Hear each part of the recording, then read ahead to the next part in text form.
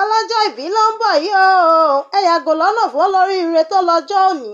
Olúfúnmiláyọ̀ Ayọ̀délé, ṣebí wọ́n ló lò ní. Ó ti wá ṣọdún ti 2020 yìí ná, ó ṣe mí nínú ọláńlá àtìdẹ̀ra Elédùà. Ṣebí wọ́n láyọ̀ Babátúndé ọmọ Akínbílé, ìwọ ni yèyé ojú mi ráyọ̀.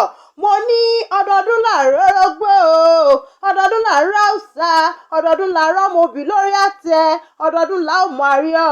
Ó ti wá ṣọdún èyí, ó ṣe mí tẹbí tará tójúlùmọ̀.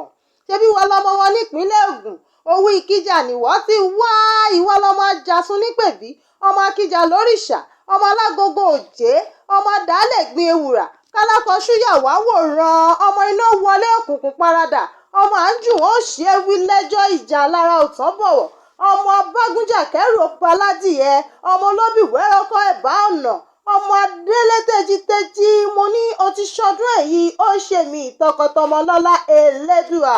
Bàsírátù Adékúnlé Afèdègbàwúrà lèmi ń jẹ́, ọkọ rẹ̀ Comrade Babátúndé Akínbílé Mr Coach ló ní kí n kí ọ kú oríire ọjọ́ òní. Ó ní ojú rẹ̀ á máa rọ́dún o, ò ní ṣìṣe bẹ́ẹ̀ ló ní ṣílẹ̀tẹ̀.